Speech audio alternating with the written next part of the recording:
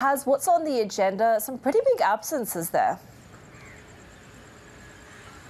Well, that's right. In fact, India, the US, European member nations have already said that it is a disappointment that Xi Jinping is not here. They were hoping to have bilateral talks with Xi himself to perhaps work out some of the issues between their nations. But here we are, Xi Jinping, a no-show. But still, it is a tough crowd for Xi. Understandably, it is at odds with the US over a range of issues, including trade, technology, and Taiwan. It is at odds with Japan, for instance, over the nuclear wastewater, and at odds with India over the disputed borders. So it would have been a very difficult G20 for Xi Jinping, especially on the back of a nation that is struggling to find its feet in terms of its economy.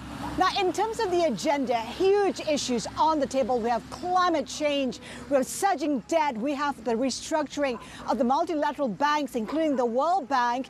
The consensus is the issue here. There is a risk that we may not see a leaders communique come the end of the meeting, and if that were to happen, it would be the first time in the G20's history, spanning 15 years. Lots of bickering going on right here in terms of climate. We have emerging nations wanting more help in terms of funding from the rich nations. Remember that the rich nations have promised $100 billion to help the transition to clean energy. We have yet to see that. So lots of issues, lots of disagreements, a communique at risk. How might the U.S. view this particular G20, Haslinda? How would it define success?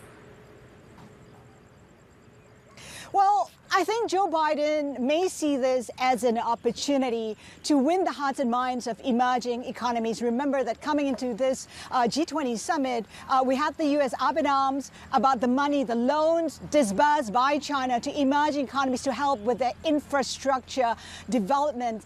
The U.S. says that these loans come with strings attached. So this is an opportunity for the U.S. to fill in the gap, be an alternative to China, be an alternative to Chinese funding along with our European partners. We heard Jake Sullivan, the U.S. National Security Advisor, talking about a value proposition at the G20. Some took it to mean that the U.S. would be here to talk about maybe an expanded capital that would be given to the World Bank, for instance, to help not just the low-income economies, but also the middle-income economies within the G20 with their development. We're also hearing that the European countries are having a mini summit with the African nations to talk about the same thing, how they can play a role in developing infrastructure in the African continent. So it is an opportunity both for the U.S. and the Western world to show their commitment to the rest of the G20 members.